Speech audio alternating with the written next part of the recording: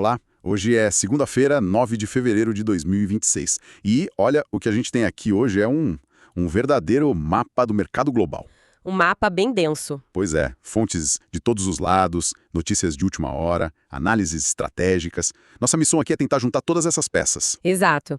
Vamos tentar entender a euforia que tomou conta da Bolsa de Tóquio, mergulhar nessa nova fase da Guerra Fria tecnológica entre Estados Unidos e China e, o mais importante, conectar tudo isso ao que mexe com o nosso dia a dia aqui, o Ibovespa e o dólar. Exatamente. O objetivo não é só reportar que a bolsa subiu ou que o dólar caiu. É entender a história por trás desses números, né? A narrativa. Isso, vamos investigar por que um otimismo que nasce lá na Ásia chega com freio de mão puxado aqui na Europa.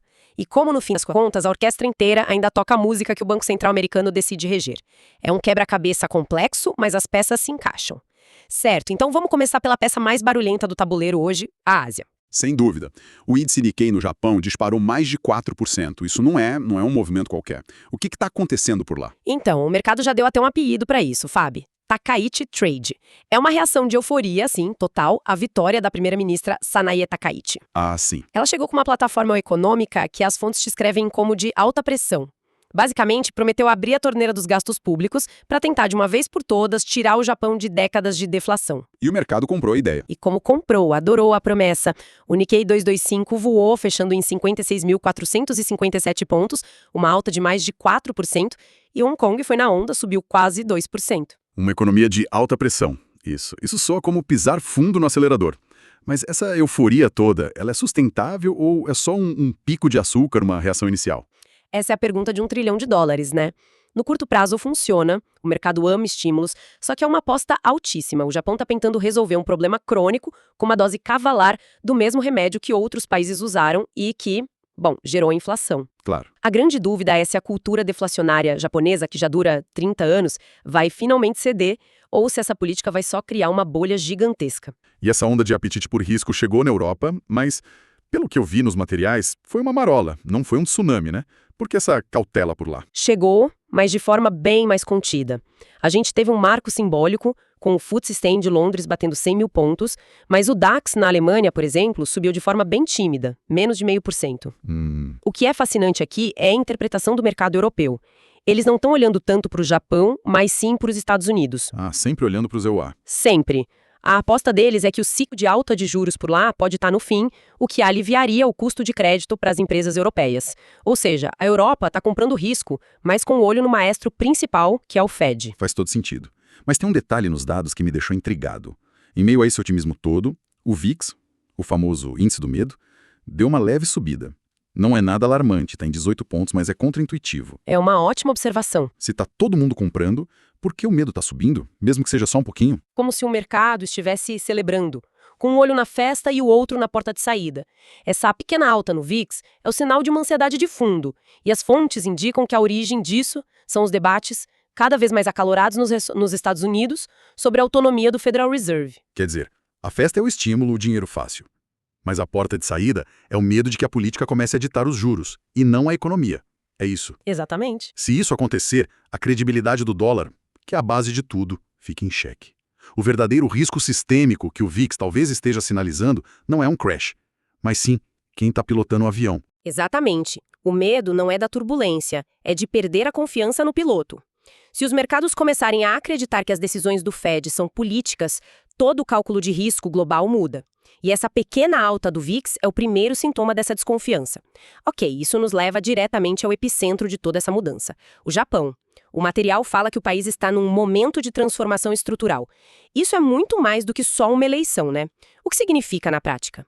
Significa o fim de uma era, literalmente. Por décadas, o Japão foi a anomalia do mundo desenvolvido, com juros negativos. Era o lugar onde o dinheiro perdia valor parado no banco.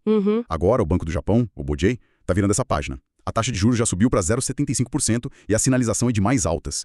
Isso tem 3 implicações globais gigantescas que as fontes detalham muito bem. Vamos a elas, então. Qual é a primeira? A primeira é a repatriação de capital.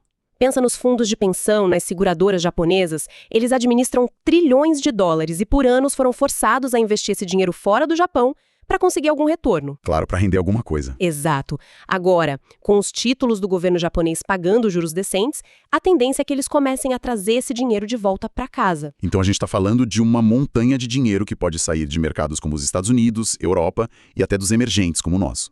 É como tirar um dos grandes rios que alimentam o oceano da liquidez global. A analogia é perfeita. O nível da água vai baixar para todo mundo. E quando o nível da água baixa, as rochas que estavam escondidas começam a aparecer. A segunda implicação afeta o Brasil de forma muito direta. É o fim do carry trade. O famoso carry trade, que por anos foi um motor de entrada de dólar no Brasil, certo? Exatamente. Por décadas, o iene foi a moeda de graça do mundo. Gestores de fundos pegavam dinheiro emprestado no Japão, a custo zero ou quase zero, e aplicavam em títulos brasileiros que pagavam 10, 12, 15% ao ano. Era um negócio fantástico. Fantástico, e com um risco relativamente baixo. Mas agora essa festa pode estar acabando. E quando a fonte de dinheiro barata seca, quem mais sente são os mercados que mais dependiam dela, como o nosso. É o risco. O desmonte dessas operações, que são gigantescas, pode colocar uma pressão de venda sobre o real. E isso nos leva ao terceiro grande risco, que é o fiscal, dentro do próprio Japão. Certo. A política de gastos da primeira-ministra Takaichi pode até animar o mercado agora, mas as projeções apontam que a dívida japonesa pode chegar a surreais 228% do PIB até 2050. 228%. Isso parece uma bomba relógio. O mercado realmente acredita que um país pode sustentar esse nível de dívida? Ou eles estão simplesmente apostando que o Japão é grande demais para quebrar? É uma aposta de que o Japão é diferente. Por ser uma dívida majoritariamente interna, na mão dos próprios japoneses e na sua própria moeda, a dinâmica é outra. Mas existe um limite. Sempre existe. Se a confiança dos próprios investidores japoneses começar a ruir e eles exigirem juros cada vez maiores para rolar essa dívida, aí o castelo de cartas desmorona. E uma crise da dívida japonesa exportaria a instabilidade para o sistema financeiro global de uma forma que a gente não vê há muito tempo. É interessante como a política monetária de um país se conecta diretamente com a geopolítica global, o que me faz uma ponte para o outro grande foco de tensão, Estados Unidos e China. Parece que a disputa saiu do campo comercial e entrou numa nova arena, a dos minerais críticos. Sim, é uma guerra fria por recursos. É a briga por quem vai controlar as matérias-primas do século XXI. As fontes mencionam o Project Vault, uma iniciativa americana de 12 bilhões de dólares para criar um estoque estratégico de terras raras, lítio e cobalto. E o objetivo é claro. Quebrar o domínio da China, que hoje controla quase 90% do processamento global desses materiais. Eles são vitais para tudo, de iPhones e carros elétricos a caças F-35. E os Estados Unidos estão usando uma nova arma nessa guerra, uma política chamada Tariff Floor, ou piso tarifário. Como é que isso funciona na prática? É uma medida protecionista bem agressiva, anunciada agora, no início de fevereiro. Ela basicamente estabelece um preço mínimo para a importação desses minerais. Para proteger a produção local. Exato. A ideia é impedir que a China use o que os americanos chamam de dumping, que é inundar o mercado com produtos artificialmente baixos para quebrar qualquer concorrência ocidental. Com esse piso, uma mineradora na Austrália ou no Canadá consegue competir. Então, as consequências disso são cadeias de produção se dividindo, quer dizer, as empresas vão ter que escolher um lado, ou compram de fornecedores do bloco americano ou do bloco chinês. Imagino que isso aumente custos para todo mundo. Exatamente. É o fim da globalização como a conhecíamos. As cadeias de suprimentos vão se bifurcar.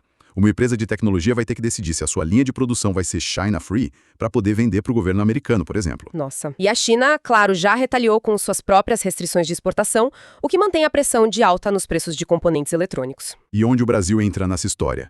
Nós somos grandes produtores de minérios. Isso é uma oportunidade ou é uma ameaça? Os dois. E aqui que a situação fica delicada.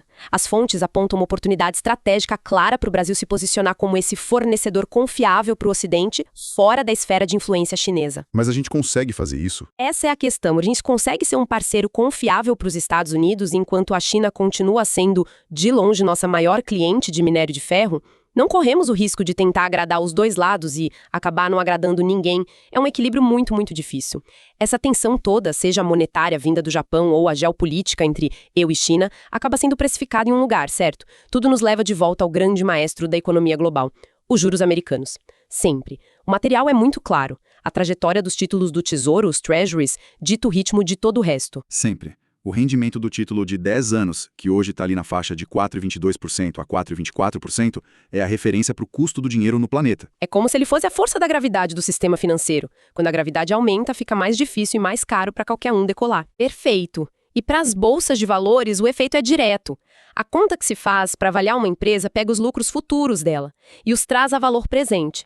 A taxa usada nesse cálculo é diretamente influenciada por esse juro de 10 anos. Se ele sobe, o valor presente cai. Simples assim. E para o Brasil, especificamente, um rendimento acima de 4,20% já é um sinal amarelo piscando. É um convite para o capital global buscar a segurança do dólar, no clássico movimento de flight to quality, o que pressiona nosso câmbio e encarece nossa dívida. Mas há um detalhe técnico nos papéis que parece um pouco mais otimista. A diferença entre os juros dos títulos de 10 anos e os de 2 anos está positiva. Isso é um bom sinal, não? É um detalhe crucial e, sim, é um bom sinal. Essa diferença, que a gente chama de inclinação da curva de juros, está positiva em 71 pontos base. De forma simplificada, quando os juros de longo prazo são maiores que os de curto prazo, o mercado está sinalizando que espera crescimento econômico no futuro. Ah, ok. Se a curva estivesse invertida com os juros curtos mais altos, seria um sinal clássico de recessão à vista. Então, pelo menos por agora, o mercado de títulos americanos afastou esse fantasma. Ok, então a gente tem esse cenário global de um otimismo cauteloso, cheio de tensões subterrâneas. Como o Brasil, com todas as suas próprias complexidades, se encaixa nesse quadro hoje? A definição que as fontes usam para o nosso momento é estabilidade com vigilância. O cenário interno tem seus próprios desafios. O orçamento de 2026, por exemplo, prevê despesas de 6,5 trilhões de reais e tem uma reserva de 61 bilhões para emendas parlamentares, o que sempre acende um alerta sobre a disciplina fiscal. Isso nos leva àquela dualidade brasileira clássica. Temos uma taxa Selic a 15%, a maior em 20 anos, para atrair capital. Mas a nossa própria bagunça fiscal acaba colocando um prêmio de risco que anula parte desse ganho. É isso. Exatamente essa é a nossa encruzilhada. A Selic altíssima é um imã para o capital estrangeiro, o que ajuda o real no curto prazo. Tanto que hoje o dólar está operando em queda a 5,53. Certo. O problema é que quando a gente olha para os nossos pares, como o peso chileno, que se valorizou muito mais nesse mesmo cenário, a gente vê que o real está ficando para trás. E por que isso acontece? Porque o investidor estrangeiro, quando olha para o Brasil, não vê só o juro alto. Ele vê o risco fiscal, a incerteza de um ano eleitoral se aproximando, e ele cobra mais caro por isso. Esse é o tal prêmio de risco. É por isso que, mesmo com o cenário externo que deveria ser mais favorável, nosso câmbio segue pressionado acima dos 5,50. E como esse cabo de guerra entre juros altos e risco fiscal impacta as gigantes da nossa bolsa? Começando pela Vale. Para a Vale, o cenário é complexo. A perspectiva de hoje é negativa. O minério de ferro caiu quase 1%, negociado a $100 a tonelada. A razão principal é a demanda fraca da China, que está parada por causa do feriado do Ano Novo Lunar. Mas a Vale está no centro daquela tensão que falamos.